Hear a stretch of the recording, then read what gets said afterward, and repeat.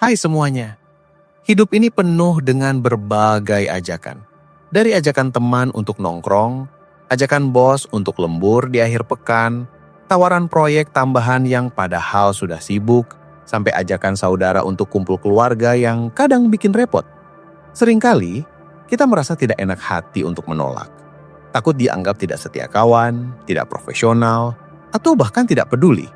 Akhirnya, kita mengiyakan, padahal hati kecil menjerit ingin bilang tidak. Setelahnya muncul rasa penyesalan, lelah, atau bahkan marah pada diri sendiri karena tidak bisa menolak. Nah, disinilah seni menolak ajakan tanpa merasa bersalah jadi penting banget. Ini bukan soal jadi egois atau tidak peduli, tapi lebih ke bagaimana kita bisa menjaga batasan diri, prioritas, dan kesehatan mental tanpa harus menyakiti perasaan orang lain atau diri sendiri. Awalnya, penting untuk memahami kenapa kita sering merasa bersalah saat menolak.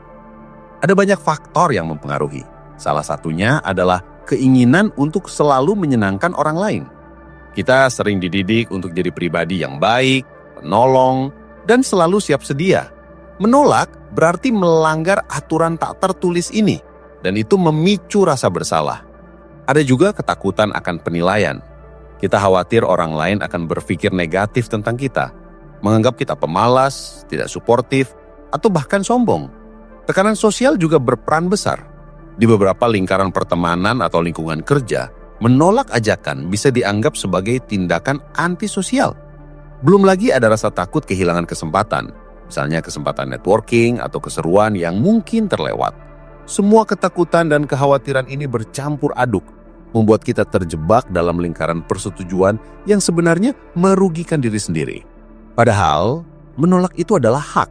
Setiap orang punya hak untuk menentukan apa yang baik untuk dirinya, apa yang sesuai dengan kapasitas dan prioritasnya. Bayangkan, kalau kita selalu mengiyakan semua ajakan, kita akan kehabisan waktu, energi, dan bahkan uang. Jadwal jadi berantakan, kualitas pekerjaan menurun, dan paling parah, kita jadi stres dan burnout. Ini bukan cuma merugikan diri sendiri, tapi juga bisa berdampak pada kualitas hubungan kita dengan orang lain. Kalau kita selalu terpaksa melakukan sesuatu, lama-lama kita akan menyimpan dendam atau kejengkelan, yang pada akhirnya bisa merusak pertemanan atau relasi profesional. Jadi, menolak itu sebenarnya adalah bentuk menjaga diri, seperti mengisi ulang baterai, agar kita bisa berfungsi optimal dan memberikan yang terbaik di waktu dan tempat yang tepat. Lalu bagaimana caranya menolak tanpa merasa bersalah? Kuncinya ada pada komunikasi yang jelas, jujur, dan empati. Pertama, jujurlah pada diri sendiri. Sebelum menolak atau menerima, tanyakan pada diri sendiri, apakah saya benar-benar ingin melakukan ini? Apakah saya punya waktu dan energi? Apakah ini sejalan dengan prioritas saya saat ini? Jika jawabannya adalah tidak, maka putuskan untuk menolak. Jangan pernah menunda penolakan. Semakin cepat Anda menyampaikan, semakin baik. Ini memberi kesempatan bagi orang yang mengajak untuk mencari alternatif lain dan tidak menggantung harapan terlalu lama. Setelah itu, sampaikan penolakan dengan sopan dan tegas. Hindari alasan yang bertele-tele atau dibuat-buat, karena itu justru akan membuat Anda terlihat tidak jujur dan bisa menimbulkan pertanyaan lebih lanjut. Contohnya, daripada bilang, aduh maaf ya, aku kayaknya mendadak ada urusan penting banget. Lebih baik katakan, terima kasih banyak sudah diajak, tapi sayangnya aku tidak bisa ikut kali ini. Penolakan yang sederhana tapi tegas jauh lebih efektif. Kata tidak itu sudah lengkap dan tidak perlu dihiasi dengan banyak embel-embel. Namun penting untuk menyampaikannya dengan nada yang lembut dan ekspresi wajah yang ramah. Salah satu teknik yang ampuh adalah menyatakan apresiasi terlebih dahulu. Sebelum menolak, ucapkan terima kasih atas ajakannya. Terima kasih banyak sudah memikirkanku untuk ini, atau aku sangat menghargai ajakanmu. Ini menunjukkan bahwa Anda menghargai orang yang mengajak dan ajakannya, meskipun Anda tidak bisa menerima. Setelah itu, baru sampaikan penolakan. Ini akan melunakkan penolakan Anda dan membuatnya terdengar lebih tulus. Kemudian berikan alasan singkat dan jujur, tanpa perlu detail yang berlebihan. Anda tidak perlu menceritakan seluruh kronologi hidup Anda. Cukup katakan, aku sudah ada rencana lain, atau aku sedang memprioritaskan istirahat atau pekerjaan yang lain, atau jadwalku sudah penuh. Intinya adalah memberitahu mengapa Anda tidak bisa, bukan mengapa Anda tidak mau. Jika memungkinkan dan Anda memang ingin tetap menjaga hubungan baik, tawarkan alternatif atau solusi lain. Ini menunjukkan bahwa Anda peduli dan ingin tetap terlibat di lain kesempatan. Misalnya, maaf aku tidak bisa ikut nongkrong malam ini, tapi gimana kalau kita ngopi minggu depan? Atau, aku tidak bisa bantu di proyek ini saat ini, tapi kalau ada proyek lain yang lebih sesuai dengan jadwalku, aku pasti mau. Tentu saja, tawarkan alternatif hanya jika Anda benar-benar bisa menempatinya.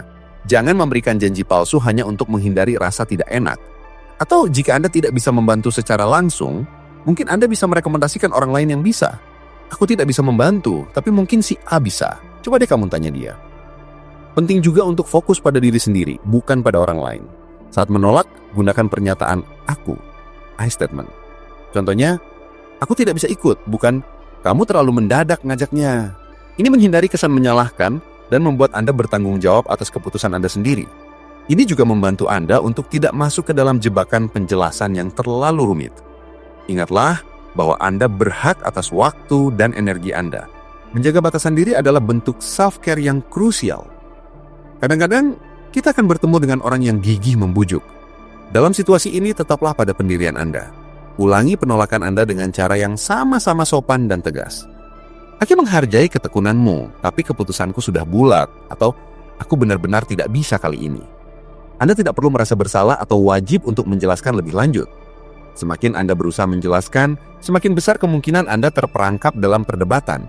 Cukup mengatakan keputusan Anda dan akhiri percakapan dengan senyum atau ucapan terima kasih. Terakhir, dan ini yang paling penting, latih diri Anda untuk tidak merasa bersalah setelah menolak. Rasa bersalah itu adalah emosi yang wajar, tapi jangan biarkan itu menguasai Anda.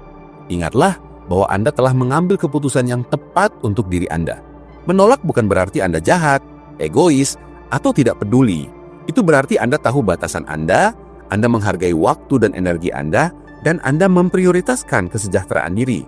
Setiap kali Anda berhasil menolak ajakan yang tidak sesuai, Anda sebenarnya sedang memperkuat batasan diri Anda dan meningkatkan rasa percaya diri.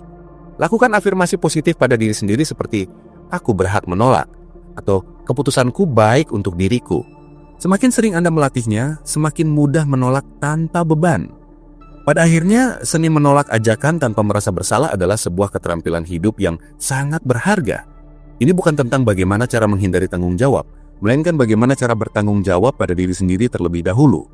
Dengan menguasai seni ini, Anda akan memiliki lebih banyak waktu dan energi untuk hal-hal yang benar-benar penting bagi Anda.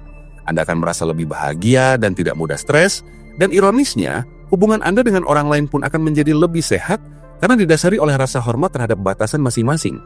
Jadi semulai sekarang, jangan ragu untuk bilang tidak, jika itu memang yang terbaik untukmu. Kamu berhak atas itu.